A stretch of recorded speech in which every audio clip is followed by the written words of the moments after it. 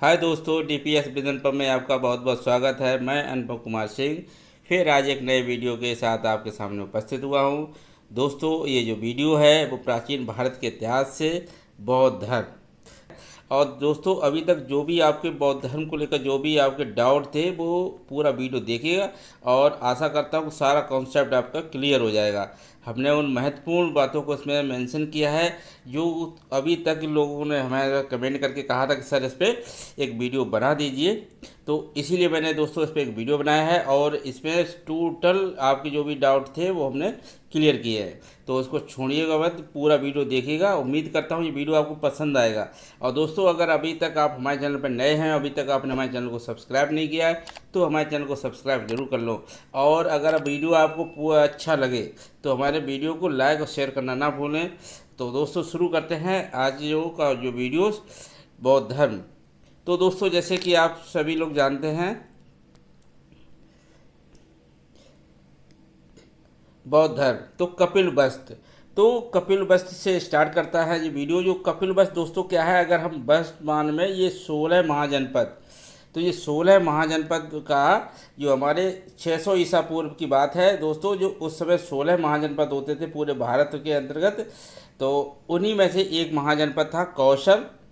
तो कौशल महाजनपद का हिस्सा था। इसकी राजधानी दोस्तों श्रीवास्ती ना होकर इसकी जो श्रावस्ती है, इसकी दोस्तों राजधानी कौशल की। तो ये कौशल महाजनपद था, उसकी राजधानी श्रावस्ती थी और उसी कौशल महाजनपद का एक हिस्सा कपिल वस्तु था। पर दोस्तों क्या होता है, किसी किसी बुक में इस कपिल वस्तु को वज्य, जो हमारा एक दूसरा महाजनपद था वज्य, इसे का भी हिस्सा बताते हैं। दोस्तों क्या होता है, जो वज्य था 8 गणों का एक संघ था। 8 गणों का एक संघ था जो वज्य महाजनपद था। तो ये कपिल वस्तु भी क्या था, एक गढ़ था। और गढ़ कहाँ का था, शाक्य गढ़ था। कैसा गढ़ था दोस्तों, ये शाक्य गढ़ था। तो इसी में दोस्तों ये हमारा जो कपिल वस्तु था वो शाक्यगढ़ था। और इसके जो राजा थे वो कौन थे, शुद्धोधन थे। यहाँ के जो राजा थे कपिल वस्तु के, शुद्धोधन थे। और जो इनकी पत्नी जो थी ये वो कहाँ थी, महामाया था। और ये कौन सी थी, कोलीय वंश की, कोलीय वंश की राजकुमारी थी। तो महामाया और यहाँ के जो राजा थे शुद्धोधन। अगर दोस्तों हम बात कर लेते हैं वर्तमान में कपिल वस्तु कहाँ पर है, तो जो कपिल वस्तु जो स्थान है ये भारत और नेपाल के बॉर्डर पर स्थित है। अगर वर्तमान में इनका कपिल वस्तु को किस नाम से जानते हैं, तो अगर कपिल वस्तु पे दोस्तों बहुत से इतिहासकारों का अलग अलग मानना है। अगर बात करते हैं, कुछ इतिहासकार इसको तिलोरा कोटा, तिलोरा कोट ये कि नेपाल में पड़ता है, इसको ही कपिल वस्तु के नाम से बताते हैं। पर कुछ इतिहासकारों का मानना है कि जो भारत का पिपर हरवा इसको क्या है, कपिल वस्तु के नाम से बुलाते हैं। कि जो वर्तमान रूप में जो पिपर हरवा है भारत का एक शहर, इसी को दोस्तों क्या बताते हैं, कपिल वस्तु बताया जाता है। पर कुछ लोगों का मानना है कि जो तिलोर कोटा, किसका, तिलोर कोटा जो नेपाल में स्थित है, इसको कपिल वस्तु बताते हैं। तो दोस्तों इस पर थोड़ा सा मतभेद है। तो जैसा भी आपको अगर प्रश्न में जो पेपर हरवा देखने को मिले तो इसमें टिक करना है, या तिलोर कोट इसमें भी टिक कर सकते हैं आप। तो दोस्तों, तो जो कपिल वस्तु जो था ये कौशल महाजनपद का हिस्सा था जिसकी राजधानी श्रावस्ती थी। और इसी के अंतर्गत एक शाक्यगढ़ था और जिसके राजा होते थे शुद्धोधन थे। और उनकी पत्नी का नाम दोस्तों था महामाया, और जो कि कोलीय वंश की राजकुमारी थी। तो जो 16 दोस्तों क्या है, ये 16 महाजनपद हम एक वीडियो बना देंगे और इस पर हम कंसेप्ट करेंगे कौन से महाजनपद क्या थे। तो इस पर हम एक जल्दी ही वीडियो लेके आएंगे दोस्तों। तो आगे देखते हैं। तो दोस्तों जो शुद्धोधन और महामाया का एक पुत्र हुआ जिसका नाम क्या था, सिद्धार्थ।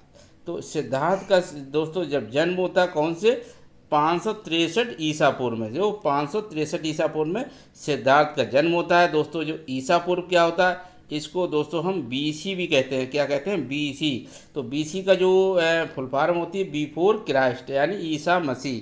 क्राइस्ट में से होता है दोस्तों बिफोर क्राइस्ट, मतलब बिफोर में से पहले, और क्राइस्ट में ईसा, तो ईसा मसीह से पहले। तो दोस्तों जो ईसा मसीह का जन्म हुआ था तो ये 65 ईसा पूर्व। और ईसा मसीह का दोस्तों क्या जन्म होता है, ये 4 से 5 ईसा पूर्व के बीच में होता है। 4 से 5 ईसा पूर्व यानी एक शताब्दी के बाद। एक शताब्दी दोस्तों क्या होता है कि अगर हम एक एग्जाम्पल के तौर से देखते हैं, जो ईसवी और ईसा पूर्व में क्या अंतर होता है। तो जैसे दोस्तों ये ईसा पूर्व 5 से 65 से क्या है, ये घटती जाएगी। 5 से 65 के बाद 400 आएगी, 400 बाद 300 आएगा, 300 बाद ये 200, 200 के बाद 100 आएगा, 100 ईसा पूर्व आ जाएगा। तो 100, 1 से लेकर 100 के बीच को हम क्या बोलते हैं, अगर 1 से स्टार्ट करें और 100 के बीच को हम शताब्दी बोलते हैं दोस्तों। क्या बोलते हैं, शताब्दी।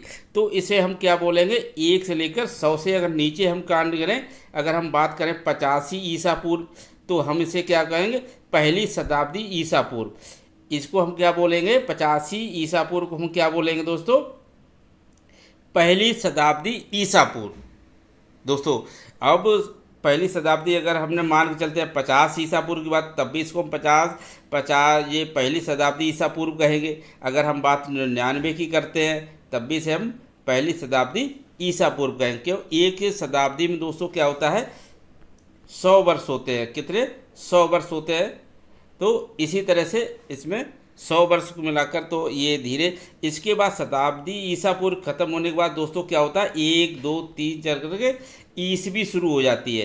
तो जो ईसा मसीह का जन्म था वो क्या है, प्रथम शताब्दी ईसा पूर्व में मनाया गया है, प्रथम शताब्दी ईसा पूर्व में। उसके बाद दोस्तों ईसवी चालू हो जाती है, जो कि ईसवी को आरंभ हुए है क्या है, 2023 वर्षें हो चुकी हैं। ईसवी को आरंभ हुए कितनी वर्षें हो चुकी हैं, क्योंकि इस समय क्या चल रहा है दोस्तों, 2023 चल रहा है।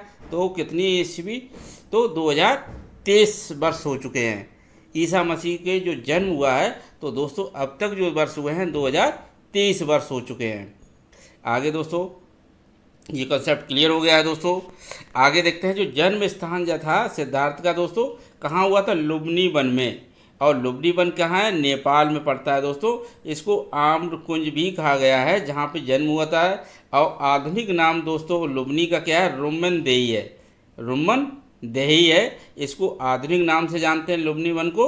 और ये कि नेपाल में पड़ता है, इसी स्थान को आम्रकुंज कहते हैं।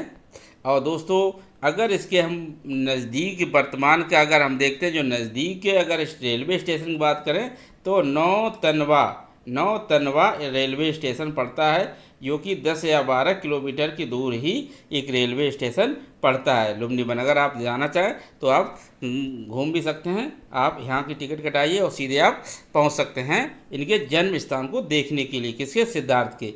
तो दोस्तों क्या होता है कि इनकी जो माता का देहांत हो जाता है 7वें दिन, क्या होता है, सिद्धार्थ की माता का देहांत हो जाता है।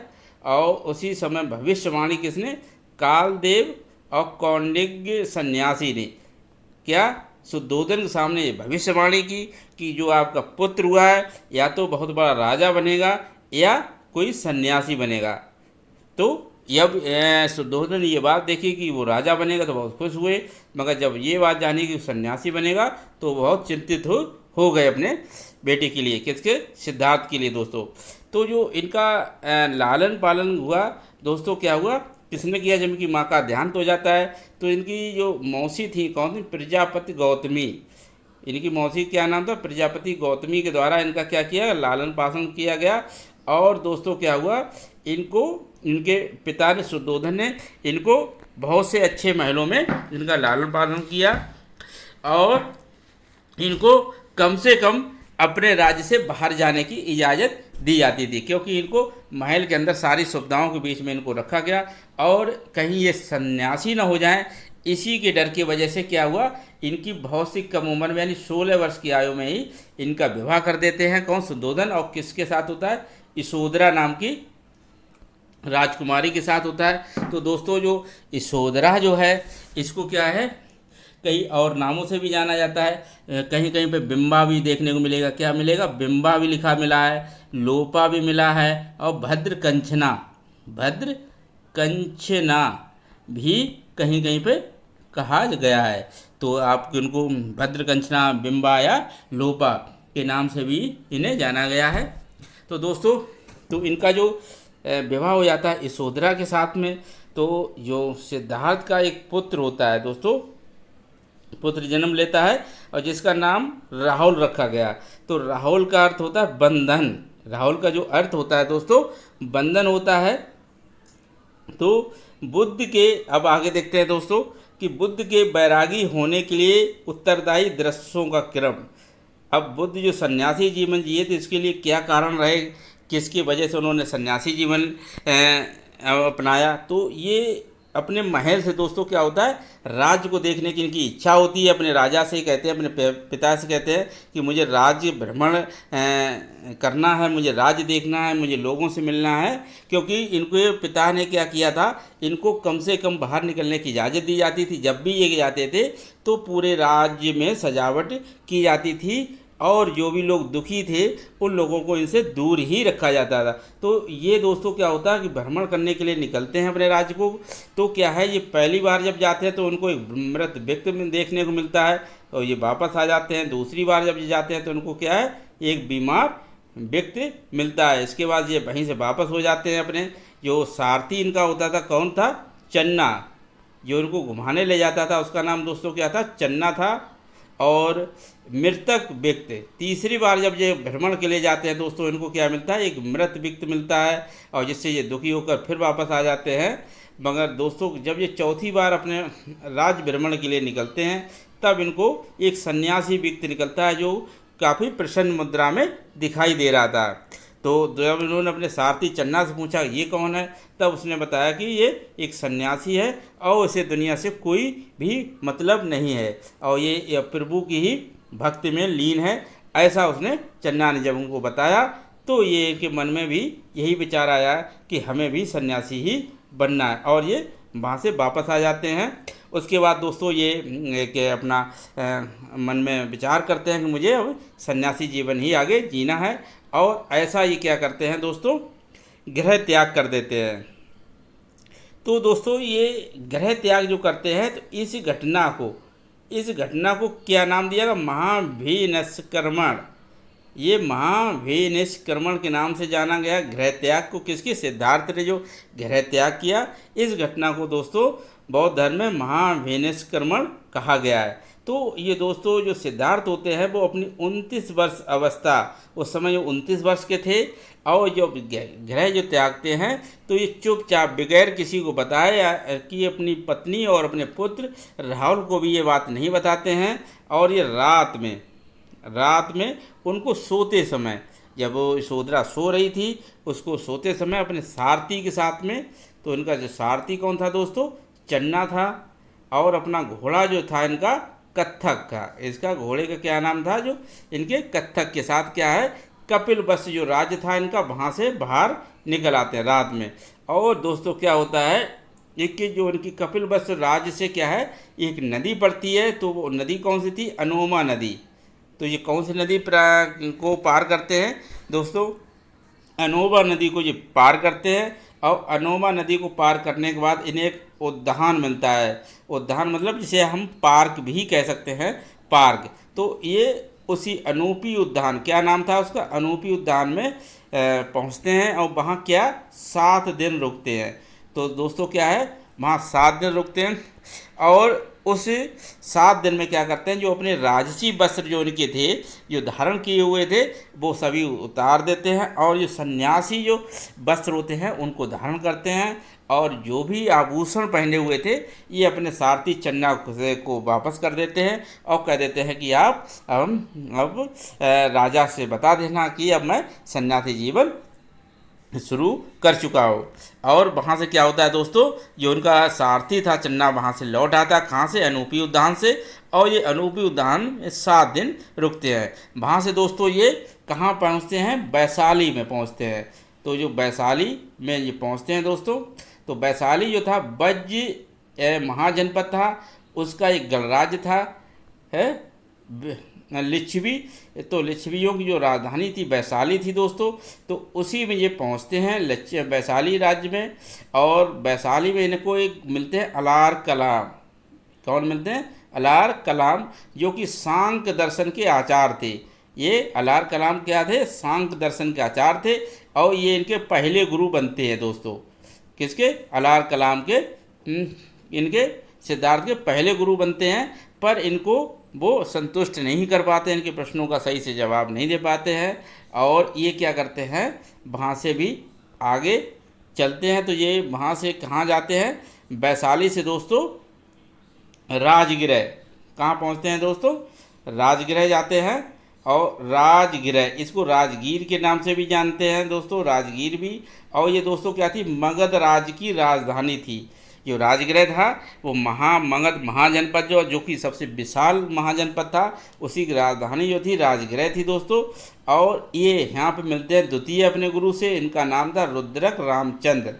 तो इनके द्वितीय जो गुरु होते हैं तो वो कौन, रुद्रक रामचंद्र बनते हैं। और ये अपने इन द्वितीय गुरु से भी संतुष्ट नहीं होते हैं। तो दोस्तों फिर ये आगे जाते हैं, कहाँ पहुँचते हैं, उर्वेला में।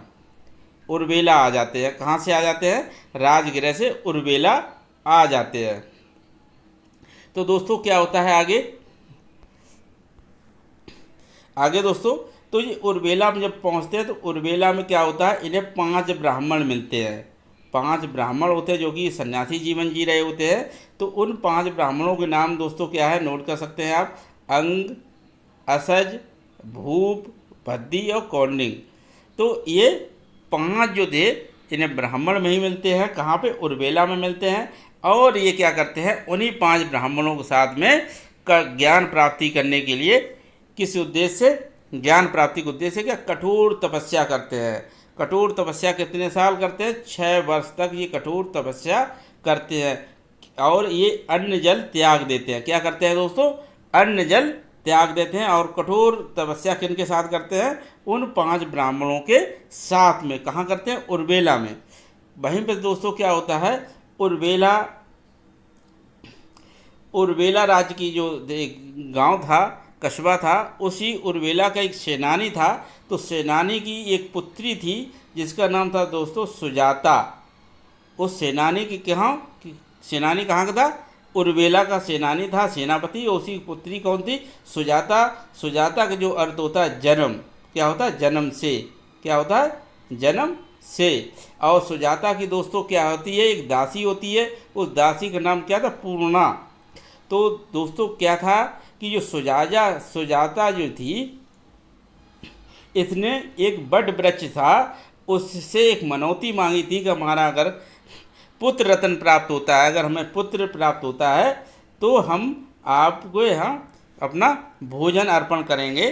तो क्या होता है, जब उसको इसकी मनौती पूर्ण हो जाती है, इसको पुत्र रत्न मिल जाता है सुजाता को, तो ये क्या करती है, अपनी दासी को भेजती है कि जाओ उस बट वृक्ष को साफ कराओ, आज हम वहाँ पे खीर अर्पण करने जाएंगे। जब पूर्णा क्या होती है दोस्तों, उस बट वृक्ष के नीचे जाती है जहाँ पे क्या है, जो हमारे सिद्धार्थ थे वहाँ तपस्या कर रहे होते हैं 5 ब्राह्मणों के साथ में। तो ये भाग के अपने सुजाता को बताती है कि वहाँ पर बट वृक्ष जो था वो खुद सन्यासी के रूप में वहाँ पे आए हुए हैं। तो सुजाता ये सुनकर उनके लिए खीर बना के ले जाती है और सिद्धार्थ से ये प्रार्थना करती है कि जैसे मेरी आपने मनोकामना पूर्ण की है, उसी तरह आपकी भी मनोकामना पूर्ण हो और आप हमारी ये खीर खा लीजिए। तो दोस्तों क्या होता है, सिद्धार्थ जो होते हैं वो सुजाता की दी हुई खीर खा लेते हैं।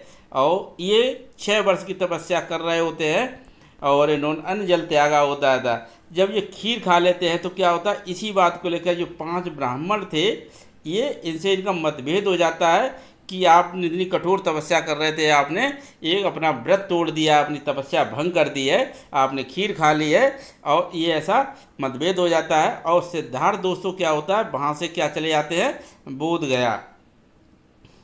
तो दोस्तों वहीं पे क्या होता है, पास में ही बोध गया स्थान होता है, वहाँ ये जब चले जाते हैं तो वहीं पे क्या होता है दोस्तों, एक गांव होता है बोध गया में, जाम्बरिक गांव होता है। तो सिद्धार्थ जब वहाँ से चले जाते हैं उर्वेला से, तो कहाँ पे, जाम्बरिक गांव में आते हैं। जाम्बरिक गांव में आते हैं। जाम्बरिक गांव दोस्तों था, वहीं पे कौन सी नदी थी, किस जाम्बरिक गांव के पास में नदी जो थी, निरंजना नदी बह रही थी।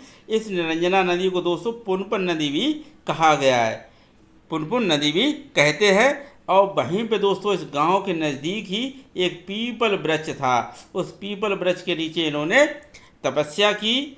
और इन्हें 8वें दिन दोस्तों क्या हुआ, वैशाख पूर्णिमा के दिन, वैशाख पूर्णिमा के दिन इन्हें ज्ञान की प्राप्ति होती है, ज्ञान की प्राप्ति हो जाती है। इस घटना को दोस्तों संबोधि कहा गया। जो उन्हें ज्ञान प्राप्त होता है दोस्तों उसे संबोधि बोला गया। ये भी क्वेश्चन आ जाता है दोस्तों कि जो ज्ञान प्राप्ति को क्या बोला गया सिद्धार्थ को, जिसे तो उसे संबोधि, इस घटना को संबोधि बोला गया। और इन्हें जो ज्ञान प्राप्त हुआ था दोस्तों पीपल वृक्ष के नीचे हुआ था। और इसे ये जो हमारा जाम्बरिक गांव था, ये गांव का नाम जो जाम्बरिक था। और जो नदी थी निरंजना नदी थी। आगे दोस्तों तो सिद्धार्थ दोस्तों क्या होता है, ये सिद्धार्थ जैसे ही इन्हें ज्ञान प्राप्ति होती है तो उस समय से क्या है ये गौतम बुद्ध हो जाते हैं। अब सिद्धार्थ न रखकर इनका नाम गौतम बुद्ध हो जाता है। ये तथागत कहलाए और शाक्य मुनि के नाम से जाने गए। तो जैसे ही इन्हें ज्ञान प्राप्ति होती है तो ये गौतम बुद्ध, तथागत या शाक्य मुनि के नाम से दोस्तों जाने गए। अब ये क्या होता है, ये उर्वेला से क्या होता है दोस्तों, ये जो उर्वेला बोध गया था तो बोध गया से दोस्तों ये उर्वेला आते हैं। और उर्वेला में उन 5 ब्राह्मणों को ढूंढते हुए ये आते हैं, क्योंकि उर्वेला में ही ये 5 ब्राह्मणों के साथ तपस्या की थी। जब ये उर्वेला में आते हैं तो उनको वो 5 ब्राह्मण नहीं मिलते हैं। और वहाँ पर कौन मिलता है, तत्सु और कलिगी, ये 2 व्यक्ति मिलते हैं जो कि इनके पहले शिष्य बन जाते हैं। कौन से, तत्सु और कलिगी, जो कि उर्वेला में मिलते हैं। और उनको पता चलता है कि जो 5 ब्राह्मण जो थे वो कहाँ चले गए, सारनाथ चले गए। उर्वेला से कहाँ चले गए, सारनाथ। तो दोस्तों ये उर्वेला से कहाँ पहुँचते हैं, सारनाथ। उन 5 ब्राह्मणों की खोज करते हुए कहाँ पहुँचते हैं दोस्तों, सारनाथ। और दोस्तों सारनाथ को ऋषिपट्टनम के नाम से जाना गया है। और इसको दोस्तों मृगदाव के नाम से भी जानते हैं। तो सारनाथ का नाम ऋषिपट्टनम भी है और मृगदाव, ये याद रखना दोस्तों। फिर ये सारनाथ आते हैं, उन 5 ब्राह्मणों से मिलते हैं जो कि सारनाथ आ गए थे, कहाँ से, उर्वेला से। और ये प्रथम उपदेश देते हैं अपने 5 ब्राह्मणों को, क्या है, पहली प्रथम उपदेश देते हैं। और इस घटना को जो प्रथम उपदेश दिया है किन्होंने, 5 ब्राह्मणों को दोस्तों, तो इस घटना को दोस्तों धर्मचक्र परिवर्तन के नाम से जाना गया है। धर्मचक्र परिवर्तन के नाम से जाना गया है दोस्तों। आगे दोस्तों जब ये सारनाथ से क्या है, काशी आ जाते हैं। काशी जब आते हैं तो ये वाराणसी की राजधानी काशी थी। तो अब दोस्तों क्या है, यहाँ पे क्या है, एक व्यापारी मिलता है, यश व्यापारी मिलता है, और यश की माता और यश की पत्नी। तो जब ये गौतम बुद्ध से मिलते हैं तो ये क्या है, अपने 50 व्यक्तियों के साथ ये किसके, बौद्ध के अनुयायी यानी शिष्य बन जाते हैं। कौन, यश और यश की माता और यश की पत्नी, और इनके साथ में 50 व्यक्ति इनके शिष्य बन जाते हैं दोस्तों। फिर काशी से फिर ये सारनाथ आ जाते हैं, जहाँ इन्होंने प्रथम उपदेश दिया था। और तब इन्होंने प्रथम वर्षावास कहाँ बिताया, अपना सारनाथ में। तो दोस्तों क्या होता है, बौद्ध धर्म में बरसात में बौद्ध भिक्षु थे, कहीं भी भ्रमण नहीं करते थे। और पूरे बरसात भर ये क्या, एक जगह पर ही रुकते थे, समय बिताते थे। तो इसको प्रथम वर्षावास, यानी इसे जो बरसात ऋतु में जहाँ भी रहते थे तो उसको वर्षावास कहा जाता था। तो जो सारनाथ में आके क्या किया, बौद्ध धर्म वहीं पे सारनाथ रुक जाते हैं, तो अपना प्रथम वर्षावास वहीं व्यतीत करते हैं। और सारनाथ के बाद दोस्तों फिर ये प्रथम वर्षावास की समाप्ति के बाद कहाँ, उर्वेला पहुँचते हैं। तो जब ये सारनाथ से उर्वेला जा रहे होते तो रास्ते में दोस्तों क्या है, एक भद्र नामक व्यक्ति, कौन, भद्र नामक व्यक्ति 30 लोगों के साथ में इनका शिष्य बन जाता है। जब सारनाथ से उर्वेला जा रहे होते हैं उसी रास्ते में एक भद्र नामक व्यक्ति मिलता है जो कि 30 लोगों के साथ में इनका शिष्य बन जाता है।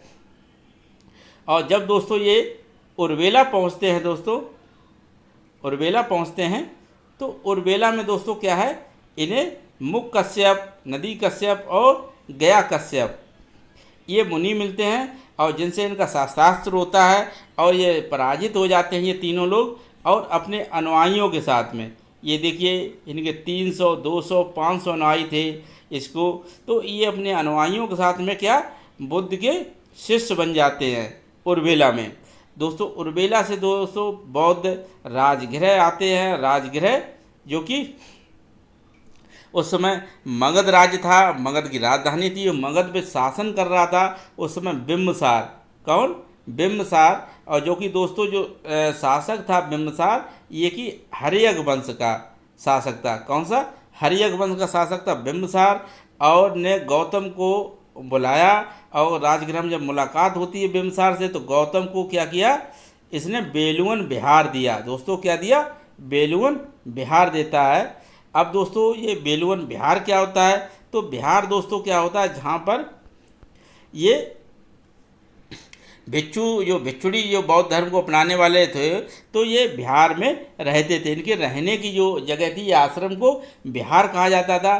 तो जो बिम्बसार ने राजगृह में बेलुवन बिहार देता है, वहीं पर राजगृह में दोस्तों क्या होता है, इन्हें सारपुत्र, मोंगथीलायन, अभय और उपाली, ये 4 व्यक्ति मिलते हैं। और ये क्या? ये इनके शिष्य बन जाते हैं। कौन कौन? उपाली, अभय, मोंगथीलायन और सारपुत्र। दोस्तों क्या होता है, जो मोंगथीलायन और उपाली हैं, इनका क्या है, जो सांची का स्तूप है, सांची का स्तूप में क्या है, इनकी अस्थियां रखी हुई हैं। किनकी? बुद्ध के अस्थियों के साथ में किसकी अस्थियां रखी गई हैं? मोंगथीलायन और उपाली की भी अस्थियां किस में रखी गई? सांची की स्तूप में। ये स्तूप क्या होता है, इस पर हम आगे जब बात करेंगे दोस्तों। और कौन कौन स्तूप इम्पोर्टेंट हैं और स्तूप के क्या अर्थ होता है, इस पर हम आगे बात करेंगे। तो आगे दोस्तों हम जब देखते हैं, तो अब दोस्तों क्या होता है, जब ये राजगृह आ जाते हैं, और राजगृह में ये फिर अपने राज्य में कपिलवस्तु आते हैं। और भाई अनूपी कपिलवस्तु में आकर अपने परिवार के लोगों को दीक्षित करते हैं। इसके बाद फिर ये दोस्तों अनूपी उद्यान में आते हैं, जहाँ से सबसे पहले ये ठहरे थे। अनूपी उद्यान में आते हैं, जहाँ इन्हें आनंद मिलते हैं, और आनंद भी इनके शिष्य बन जाते हैं दोस्तों। और यहाँ पे क्या होता है दोस्तों, फिर ये क्या है, राजगृह फिर आ जाते हैं दोस्तों। और राजगृह में क्या है, इन्हें सुदास नामक एक व्यापारी था, सुदास नामक व्यापारी था, जिसने जेतुवन बिहार दिया। किसे? बुद्ध को। और विशाखा ने से कुब्बा राव या पुब्बा राव, इसे कहीं पे पुब्बा राव भी मिलता है और कुब्बा राव, तो आप जैसे पुब्बा राव भी नोट कर सकते हैं, को क्या दिया? पुब्बा राव बिहार दिया। किसने? विशाखा ने। सुदास ने जेतुवन बिहार दिया। बिम्बसार ने बेलुवन बिहार दिया। आगे देखते हैं दोस्तों। फिर ये राजगृह से दोस्तों कहाँ आते हैं? वैशाली में आते हैं। और वैशाली में क्या था? बौद्ध संघ में महिलाओं का प्रवेश।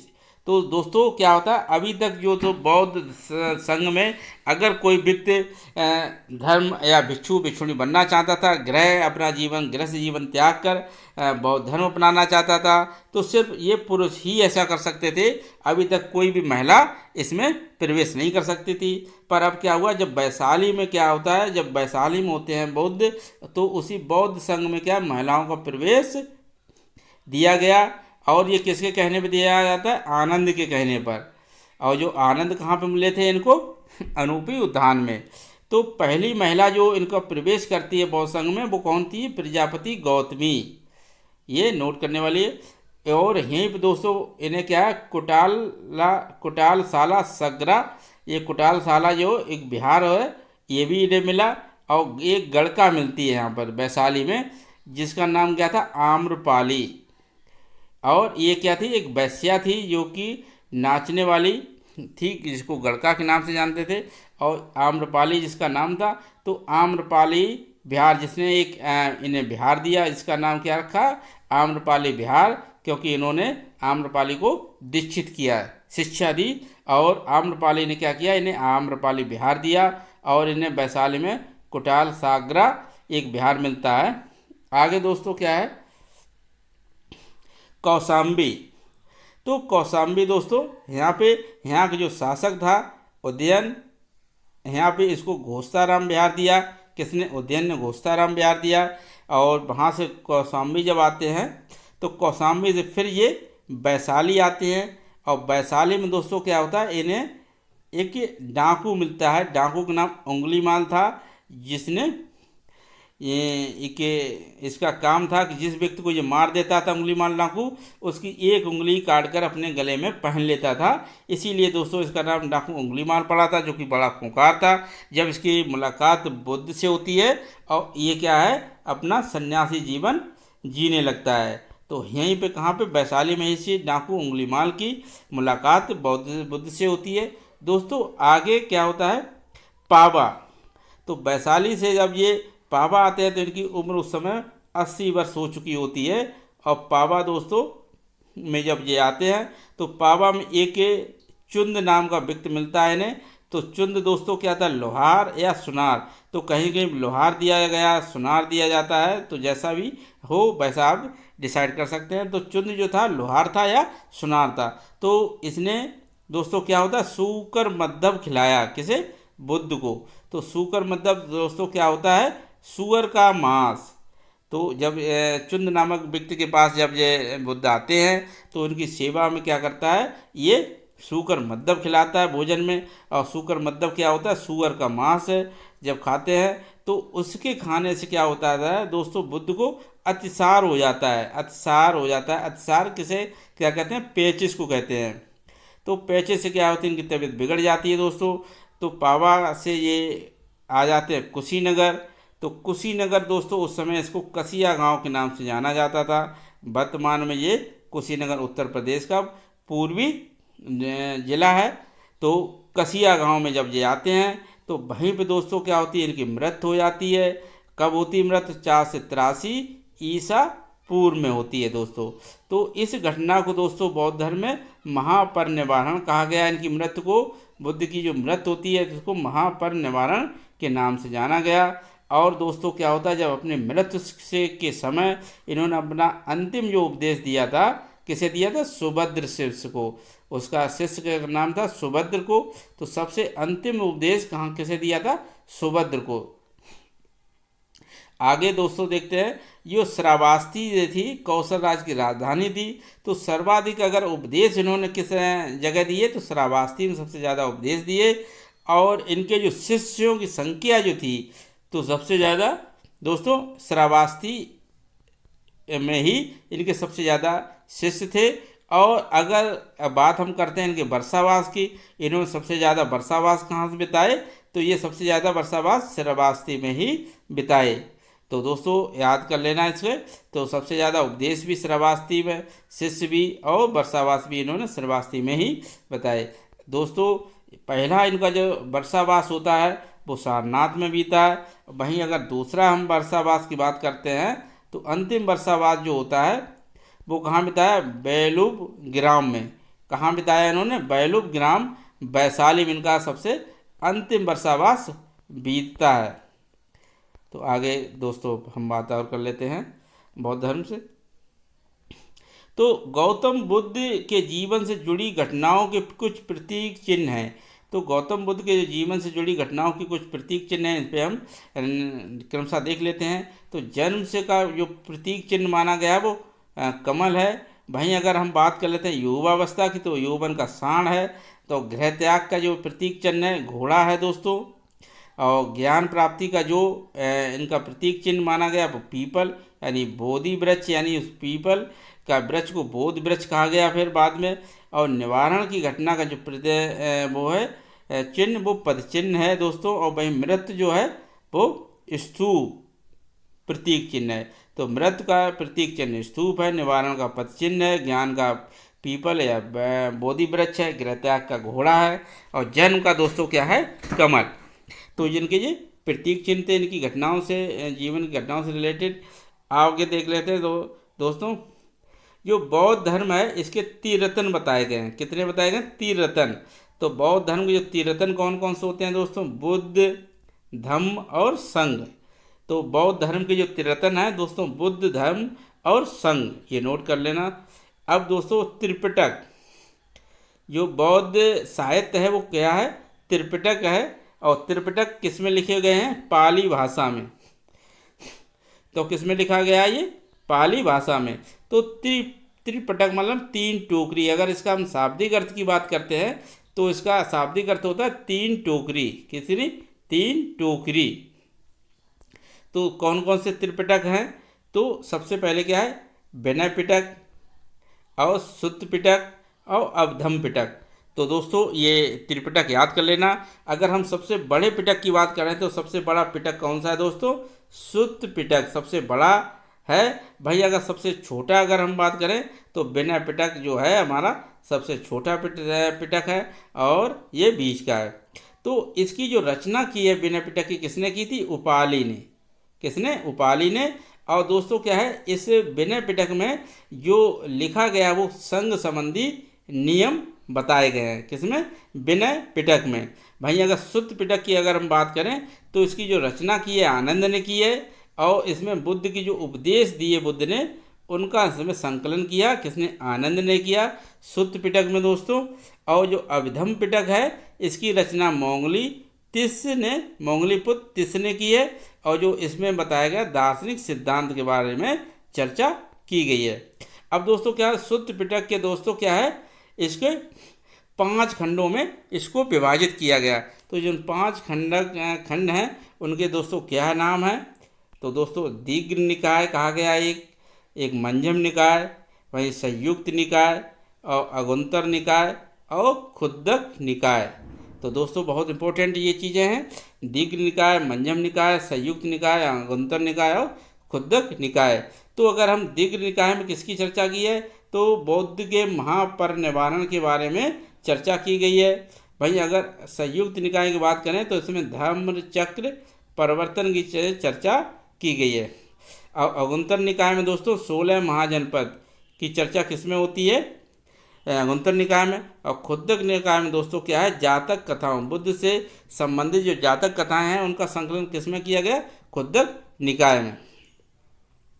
अब दोस्तों क्या होता है, बुद्ध धर्म से रिलेटेड 3 चीज़ें देखने को मिलती हैं, स्तूप, विहार और चैत्य। ये क्या होता है? तो स्तूप दोस्तों क्या होता है, जब बुद्ध के महापरिनिर्वाण प्राप्त हो जाता है तो इनकी जो वस्तुएं थी, उनके शरीर के जो अंग हड्डियां थी, इनको दोस्तों जिस जगह पे रखा गया है तो वहाँ उस जगह को स्तूप नाम दिया गया। स्तूप का अर्थ जो शाब्दिक अर्थ होता है किसी वस्तु का ढेर। तो किसी वस्तु का ढेर, तो स्तूप क्या है, ये ऊंचाई पे यानी किसी ढेर जैसे स्तूप बनाएंगे गोलाकार में। और विहार दोस्तों क्या होता है, जहाँ पे बौद्ध धर्म को अपनाने वाले भिक्षु और भिक्षुणियाँ का निवास स्थान क्या कहलाता था? विहार कहलाता था। चैत्य दोस्तों क्या होता है, जो स्तूप होता है और उसके अंदर जैसे मान के चलते हैं ये हमारा स्तूप है मंदिर जैसा, और इसी के बीचों बीच में जो स्थान होता है चैत्य यानी चिता संबंधी। इसका अर्थ मान लिखा होता है चिता संबंधी चैत्य का। तो ये आप मान के चलते हैं ये पूजा स्थल भी आप बोल सकते हैं या चिता संबंधी इसका शाब्दिक जो अर्थ होता है। आगे दोस्तों क्या होता है, ये बौद्ध शिक्षा के केंद्र। बौद्ध शिक्षा के केंद्र कौन कौन से हैं दोस्तों? तो जो बौद्ध शिक्षा की जो धर्म के केंद्र हैं वो नालंदा, वल्लभी और विक्रमशिला, ये बौद्ध शिक्षा के केंद्र थे, विश्वविद्यालय थे, विद्यालय जहाँ पे बौद्ध धर्म के बारे में शिक्षा दी जाती थी दोस्तों। तो जो नालंदा विश्वविद्यालय था इसकी स्थापना किसने की थी? कुमारगुप्त। किसने की थी? कुमारगुप्त। कुमारगुप्त किस वंश का शासक था? ये गुप्त वंश का शासक था। तो नालंदा विश्वविद्यालय की स्थापना कुमारगुप्त ने की थी। वहीं वल्लभी की अगर हम स्थापना की बात करें किसने की थी? भुट्टारक। इसकी स्थापना की थी दोस्तों भुट्टारक, और जो कि मैत्रिक वंश का एक शासक था।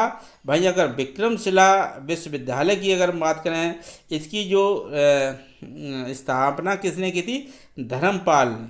तो धर्मपाल पाल वंश का एक प्रतापी शासक था। तो दोस्तों क्या होता है, नालंदा, वल्लभी और विक्रमशिला को नष्ट दोस्तों किसने कर दिया था? ये बख्तियार खिलजी ने किया था। ये बख्तियार खिलजी ने क्या है, नालंदा विश्वविद्यालय में आग लगा दी थी और ये युद्ध करते हुए कहाँ तक आ गया था? विक्रमशिला तक इसने ये तहस नहस कर दिया था। तो आगे दोस्तों बौद्ध संघ। अब बौद्ध संघ में अगर कोई बौद्ध धर्म में गृहस्थ जीवन त्याग कर जो अपनाना चाहता था तो उसके लिए आयु रखी गई थी 14 वर्ष से अधिक होनी चाहिए। ऐसा व्यक्ति जिसकी ऊपर 14 वर्ष तक हो तो ऐसा व्यक्ति बौद्ध धर्म अपनाकर यानी गृहस्थ जीवन त्याग कर अपना भिक्षु या भिक्षुणी बन सकता था। अगर इससे कम है तो वो अपने संरक्षक से अनुमति लेकर भी प्रवेश कर सकता था। अगर जिसकी आयु जो थी 14 से कम है तो ऐसा व्यक्ति अपने संरक्षक से अनुमति लेकर भी कर सकता था। जो लोग दोस्तों रोगी थे, दास थे, ऋणी थे, सैनिक थे या वृद्ध व्यक्ति था ये या चोर, ये लोग बौद्ध संघ में शामिल नहीं हो सकते थे, प्रवेश नहीं कर सकते थे, संघ में प्रवेश नहीं हो सकता था इनका। तो दोस्तों क्या होता है, बौद्ध धर्म को जो स्वीकार गृहस्थ जीवन त्याग कर जो त्यागते थे लोग, तो इस घटना को प्रव्रज्या कहा गया। क्या कहा गया? प्रव्रज्या। ऐसा जब कोई व्यक्ति अपना गृहस्थ जीवन त्याग कर बौद्ध धर्म अपनाता था यानी भिक्षु बन जाता था तो उस घटना को गृहस्थ जीवन त्यागने की घटना को प्रव्रज्या कहा गया। और जब वो बौद्ध संघ में प्रवेश करता था तो जब बौद्ध संघ में प्रवेश करता था उस घटना को उपसंपदा कहा जाता था। क्या कहा जाता था? उपसंपदा कहा जाता था। तो जो गृहस्थ जीवन त्यागना प्रव्रज्या और बौद्ध संघ में प्रवेश को उपसंपदा से जाना गया। आगे दोस्तों, तो जब बौद्ध की जो महापरिनिर्वाण प्राप्त हो जाता है दोस्तों, तो इनकी कुछ संगीतियाँ होती हैं। तो कितनी होती हैं दोस्तों? ये हम देख लेते हैं। 4 संगीतियाँ होती हैं, प्रथम, द्वितीय, तृतीय। तो बौद्ध संगीतियाँ, तो हम सबसे पहले बात करें संगीतियाँ क्या होती है, इसका अर्थ क्या होता है। संगीतियों का अर्थ होता है शाब्दिक अर्थ जो होता है साथ साथ गाना।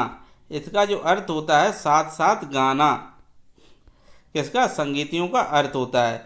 तो अगर हम क्रमशः इनकी चर्चा कर लेते हैं फर्स्ट, द्वितीय, तृतीय की, तो हम पहले चर्चा कर लेते हैं प्रथम संगीति की। तो दोस्तों जो प्रथम संगीति होती है वो 483 ईसा पूर्व में, 483 ईसा पूर्व में होती है। और ये कहाँ होती है दोस्तों? इसका जो स्थान है वो राजगृह में होती है, राजगृह में। और वो जगह कौन सी थी? सप्तपर्णी गुफा में, सप्तपर्णी गुफा में होती है दोस्तों। और जिसे जो संगीति होती है, आयोजन होता है, तो इसके अध्यक्ष दोस्तों कौन थे? महाकश्यप, महाकश्यप। और उस समय जो शासक कौन था जिस समय जो संगीति हो रही थी? अजातशत्रु था। कौन था? अजातशत्रु था। तो अजात जो शत्रु था, जो शासक हर्यक वंश का था, हर्यक वंश का था। तो दोस्तों और उस समय ये प्रथम संगीति में क्या हुआ दोस्तों? शुद्ध पिटक और विनय पिटक की क्या की गई थी? का संकलन किया गया था, ये संकलन किया गया था। दूसरी संगीति में दोस्तों क्या होता है? जो वर्ष होता है 383 ईसा पूर्व यानी 100 वर्ष के बाद। दूसरी जो संगीति का आयोजन होता है दोस्तों 100 वर्ष के बाद होता है। और जो स्थान है दोस्तों इसका कहाँ पे? वैशाली में होता है। वैशाली में कौन सी जगह होता है? बालुका राम विहार में। ये सभा जो होती है संगीति वो बालुका राम विहार में होती है। कहाँ? वैशाली में। और जिसके अध्यक्ष होते थे शुभकामी या सबकामी इसके अध्यक्ष थे दोस्तों। और जो शासक था उस समय कलाशोक। कौन था? कलाशोक, जो कि शिशुनाग वंश का शासक था। और इसी के द्वितीय बौद्ध संगीति में क्या होता है? ये विभाजन हो जाता है इसका। ये किसमें? स्थीवर और नेतृत्व करता है जिसके महाकंचन थे और वही महासंदिग्ध, एक महासंदिग्ध में द्वितीय संगीति में विभाजन होता है। और इसके जो नेतृत्व करता थे महाकश्यप थे। आगे दोस्तों अगर हम तृतीय बौद्ध संगीति की बात करें तो ये 247 ईसा पूर्व में होती है। और स्थान दोस्तों क्या होते हैं? पाटलिपुत्र में, ये पाटलिपुत्र में होती है। और जो इसके अध्यक्ष थे दोस्तों मोंगली पुत्र तिस्य थे इसके अध्यक्ष। और उस समय शासक कौन था? अशोक दोस्तों मौर्य वंश का शासक था। कैसा? मौर्य वंश का शासक था। तो दूसरा दोस्तों चतुर्थ जो बौद्ध संगीति होती है ये प्रथम ईसा की प्रथम शताब्दी में होती है, प्रथम शताब्दी में होती है। स्थान दोस्तों कहाँ? कुंडल वन में होती है। ये कहाँ? कश्मीर में, कश्मीर के में कुंडल वन में होती है। वहीं इसके अध्यक्ष की बात करें तो अध्यक्ष दोस्तों क्या था? वसुमित्र थे। और उपाध्यक्ष उस समय थे अश्वघोष। जो चतुर्थ बौद्ध संगीति होती है उसके उपाध्यक्ष अश्वघोष थे। और दोस्तों क्या होता है, उस समय जो शासक था वो कौन था, कनिष्क था। कनिष्क कौन था, कुषाण वंश का प्रतापी शासक था। और दोस्तों क्या होता है, बौद्ध धर्म का विभाजन इसमें हो जाता है, हीनयान या महायान में इसका दोस्तों ये विभाजन हो जाता है।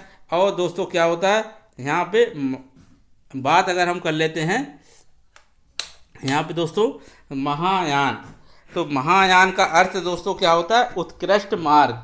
और वहीं अगर हम बात कर लेते हैं निम्न मार्ग की, अगर हीनान का जो शाब्दिक अर्थ होता है दोस्तों क्या होता है, इसका निम्न मार्ग होता है, इसका शाब्दिक अर्थ होता है निम्न मार्ग। वहीं महायान का अर्थ होता है उत्कृष्ट मार्ग। आगे दोस्तों क्या होता है, गौतम बुद्ध के जीवन पर एक आधारित काव्य लिखा गया है, the light of Asia. The light of Asia ये किसने लिखा है दोस्तों, एडविन अर्नोल्ड ने लिखा है। भाई गौतम बुद्ध को क्या कहा जाता है दोस्तों, एशिया के ज्योतिपुंज के नाम से किसे जाना गया, एशिया के ज्योतिपुंज के नाम से किसे जाना गया है, गौतम बुद्ध को। भाई अगर बात हम दोस्तों करते हैं बौद्ध साहित्य, जैसे कि त्रिपिटक भी आपने देखे हैं, तो त्रिपिटक के बाद दोस्तों बौद्ध साहित्य में दीप वंश भी ग्रंथ मिलता है, महावंश मिलता है, और एक दिव्यावादन, ये भी क्या है, ये बौद्ध साहित्य हैं, दिव्यावादन, महावंश और दीप वंश।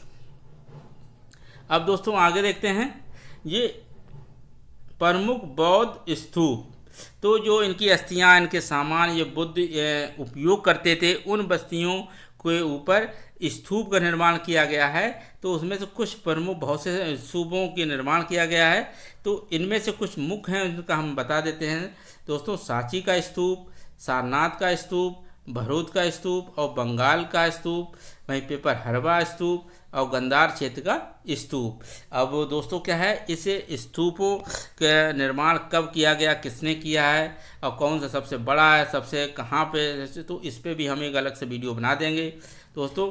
तो ये बौद्ध धर्म जो दोस्तों है, ये ईश्वर और आत्मा में विश्वास नहीं करता है। किसमें, ईश्वर और किसमें नहीं, आत्मा में विश्वास नहीं करता है। कहीं क्वेश्चन आ जाता है कि बौद्ध धर्म जो होता है वो किस पे विश्वास करता है कि नहीं करता है, तो ईश्वर और आत्मा में ये बौद्ध धर्म विश्वास नहीं करता है। और दोस्तों क्या होता है, उस समय जो था, जो बौद्ध के समय क्या था दोस्तों, ये इसको अनुयायी क्या था, अशोक ने बौद्ध धर्म अपनाया था दोस्तों। प्रसन्नजीत, बिम्बसार, ये बौद्ध धर्म को अपनाने वाले शासक हुए। बिम्बसार, उदयन, क्या नाम, उदयन, ये 3-4 आप नोट कर सकते हैं। बिम्बसार, उदयन, अशोक या ये प्रसन्नजीत, ये बौद्ध धर्म को इन्होंने अपना लिया था। तो ये था दोस्तों बौद्ध धर्म, और हमने इस पे उन सभी बातों का संकलन किया है जो कि आपकी आगामी परीक्षाओं में प्रश्न पूछे जा सकते हैं। तो दोस्तों ये आपको वीडियो कैसा लगा, अगर आपको वीडियो अच्छा लगा हो तो दोस्तों हमें कमेंट करके ज़रूर बताएं, कमेंट जरूर करें। अगर ना भी अच्छा लगा हो, कहीं पे कोई आपको लगा कि अच्छा नहीं है, तब भी आप कमेंट करके हमें ज़रूर बताएं। अगर आपको अच्छा लगा तो कमेंट ज़रूर करें दोस्तों, क्योंकि वीडियो बनाने में बहुत ही मेहनत करनी पड़ती है दोस्तों। और अगर ये वीडियो आपको वाकई अच्छा लगा है, सारे कंसेप्ट आपके क्लियर हुए हों बौद्ध धर्म के ऊपर, और तो दोस्तों ये वीडियो अपने दोस्तों को लाइक और शेयर करना ना भूलें, शेयर इसे ज़रूर करें दोस्तों। और हम इसी तरह आगे भी एक नया वीडियो लेकर आएंगे आपके लिए, और इस पे जो हमने दोस्तों वीडियो को देखकर इसको आप पूरा तैयार कर लीजिए दोस्तों। और इसमें से कहीं न कहीं किसी भी एग्ज़ाम में प्रश्न पूछे ही जाते हैं, जीएस से लेकर, या अगर टीजीटी पीजीटी की अगर आप तैयारी हिस्ट्री की कर रहे हैं तो भी आपके लिए वीडियो बहुत ही महत्वपूर्ण है। अदरवाइज अगर आप किसी कंपटीशन की तैयारी कर रहे हैं तो उसमें जीएस के लेवल के हिसाब से भी ये दृश्य आपके लिए बहुत ही इम्पोर्टेंट वीडियो है दोस्तों। तो और दो हमने जो भी दोस्तों वैदिक धर्म पे वीडियो बनाया है दोस्तों, ताम्रपाषाण कालीन पे भी हमारा वीडियो है जिसकी हमने लिंक डिस्क्रिप्शन में दे रखी है, अगर आप चाहें तो वो भी आप देख सकते हैं। और कमेंट करके हमें ज़रूर बताएं कि आप ये कैसा लगा। अगर किसी विशेष टॉपिक पर आप अगर कोई वीडियो चाह रहे हैं जिससे आपका कॉन्सेप्ट क्लियर नहीं, तो दोस्तों हमें कमेंट करके ज़रूर बताएं, उस पर हम दोस्तों ऑलरेडी एक वीडियो बना देंगे आपके लिए। अगर आपको कोई और किसी टॉपिक पर वीडियो चाहिए है तो आप हमें ज़रूर कमेंट करके ज़रूर बताएं। तो आज के लिए दोस्तों बस इतना ही, थोड़ा सा वीडियो लंबा हो गया पर कोई बात नहीं दोस्तों, ये आप इसको तैयार कर लेना। आज के लिए बस इतना ही, धन्यवाद दोस्तों, जय हिंद।